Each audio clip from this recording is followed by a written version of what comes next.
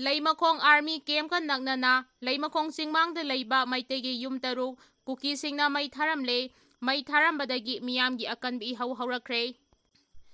Leimakhongda leiriba Army Camp ka nagnana Leimakhong Singmangda leiba Maitai singi mi leinadraba yum taruk ngasi nungtil Kuki singna Mei Tharambadagi asoba miyamgi ihau khongjang changthilakre.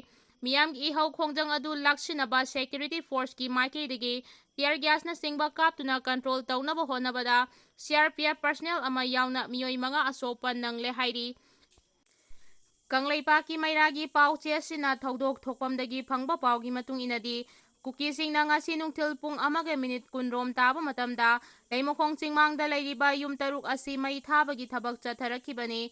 Kuki singna Mei Tharamliba yum sing asigi manungda Laitoijam Kuber Laitoijam Bijeta amadi Thinguzam leiri hairiba miyoi ahum asigi yum singsu yauri.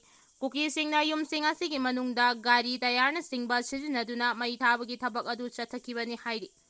Yum Mei Tharambagi thodok aduda mapung oina senabani haibagi miyoi marigi manungda miyoi ahum Manipur police amadi security force na phare hairi. Faraba sing adugi manungda Leimakhong Area Protection Committee ki chairman ke Laubhum yauna miyoi ahumni hairi. Atopa faraba miyoi sing adudi masak maming khangba ngamdri hairi. Loinana yum Mei thabagi thodok adubu Sengmai Kendragi MLA Haikham Dingona akan mamongda yaningdaba phongdurakre. Mei chakraba yum asi kumja ing 2012 May 3 Manipurda thokliba irang asina maram oiduna mi leiba ngamdabadagi haudik yum sing asi Thadok-tuna haudik Khurkhul Mandap yumfamda hangliba relief camp-ta changjafam lawduna leibani hairi. Leimakhonggi army camp ka aduki matik nangnana leiriba mafam asida Kuki singna kumtharaklaga yum Mei Tharambagi thawong adubu yamna kanna yaningdaba phongdoktuna ngasi Leimakhong Singmang amadi akoibada leiriba mitai miyamna akanba ihau khongjang changchinkhre. Leimakhong army gi naton sumang maktada leiriba yum sing adu matau karamna Kuki singna Mei Tharamlibano masi Leimakhong army na Kuki singbu sagatuna chatahanbani haina ihau khongjang changsilakliba miyamna phongdoknakhe.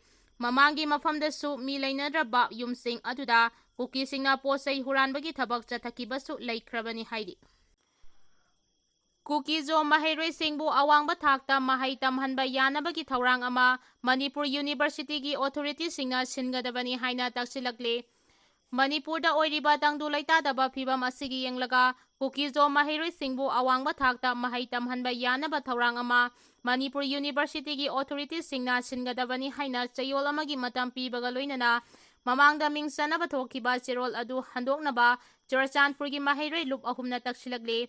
Mahairoi lup ahum asina taliba dabi ase karigumba thabakta onthoraktrabadi akanba khongjang changsilagani haina section 1 thamlakle. Kuki Student Organization KSO Churachandpur, the Zomi Student Federation ZHF, GHQ amade, the Mars Student Association HSA gi apunba cherol aman hai Awangb Thkta Mahei sangama oiriba Manipur University da postgraduate tamthanaba haukiba June 12 da amasong Thasigi amada pre-PhD tamthanabagi damakta mingchanaba thokkiba cherol adu yaba ngamloi. Cherol aduna hai haukiba chahi English 2012 gi May 3 Manipurda thokkiba irang asina maram oiraga Kuki zo phurukki mahairoi singna Imphal gi Churachandpurda leiba University asida chathok dasin tawduna mahai tamba yadana leiribani. Hauzik faubada phurup asigi oina postgraduate tamthagadaba mahairoi chamri amade PhD scholar Maripu hena Awangb Thkta Mahei tamthaba ngamdana leiri. Haukiba chahi academic session 2023-24, 2024-2025 amasung 2025-26 asida mahairoi sing asi mahei tamthaba yanaba thaurang amata paikhatkiba leite. Masi yamna laibak thiba amani hairi. Cherol asin hai Kuki zo mahairoi sing University campus ta aso engam yaudana mahei tamthaba yanaba wafang khanaba tawdana haudik amuk nauna ming chanduna mahei tamthanaba thaurang tawriba si University Grant Commission UGC na piriba Accessibility and Equity gi channel launchat adu khongoinabani. Maramaduna University na mahairoi singi yenglaga Churachandpur district ta mahai makha tamba yanaba thaurang paikhatkadabani. Masigi sumathakta Churachandpur, Ferjol, Kangpokpi, Chandel amasung Tengnaupal district singdagi lakba mahairoi singbu CUET PG 2026 eligible oirabasingdasu khudongchaba phangangadabani haina taksilagli. Mahairoi lup asina maru oina Kuki Furuki mahairoi singna chahi ahum mahai tamba phangkhidaba matam mangkhiba sigidamak sunaba thaurang ama laukhatkadabani. Nauna mingchanaba anauba notification thoktuna telabada tha amagi matam pigadabani. Karigumba authority singna chayol amagi manungda taliba dabi sing thabakta onthoraktrabadi khongjang kaya sangsinaba sem sare haidi. Kuki singna nagamisam taruk hatkibagi thogdokta chenabani haiba miyoi mangagi manungda miyoi ani phare wadhauriba ahum athuba matamda phaba ngamlagani haina CM na phongdorakre.